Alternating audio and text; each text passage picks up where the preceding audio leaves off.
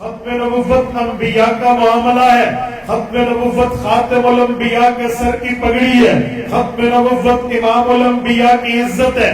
تو میرے پاک پیغمبر نے اس کو سیاست کے ذیل میں بیان فرمایا ہے, سیاسی ذمہ داری بیان فرمائی ہے. جب انبیاء کرام کے امام حضور پاک اس کو سیاسی مسئلہ فرمائے, عالم کی ذمہ داری فرمائے, تو پھر اسٹیج پہ یہ کہنا کہ جی ہم تو غیر سیاسی ہیں, ہم ختم نبوت کا کام کرتے ہیں, یہ فتنے کو جنم لینے کے مترادف ہے. میرے دوستو, انبیاء کرام کے وارث علماء ہیں. عالم سیاست سے دور نہیں رہ سکتا, کیونکہ اللہ نے سیاست انبیاء کو دی ہے.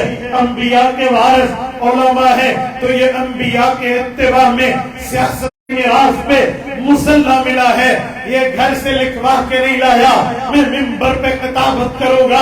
اسے انبیاء کے میراث میں منبر ملا ہے. یہ جمعے کا خطبہ, یہ نکاح کا خطبہ, یہ عیدین کا خطبہ اس لیے نہیں دیتا کہ اس نے علم پڑھا ہے, بلکہ اس لیے دیتا ہے کہ یہ کام نبی کا تھا, اب یہ نبی کا وارث ہے تو یہ کام کرے گا. حضرت سلیمان علیہ السلام کے سیاسی سفروں کا ذکر اللہ اپنے قرآن میں کرتے ہیں.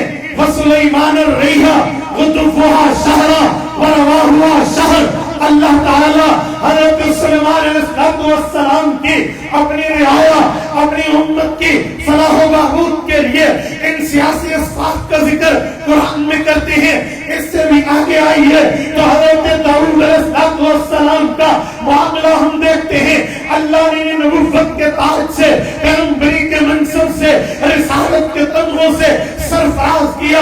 اس کے باوجود فرمایا یا داؤد انا جعلناک خلیفۃ فی الارض. اے داؤد, ہم نے تمہیں زمین کی خلافت دی ہے.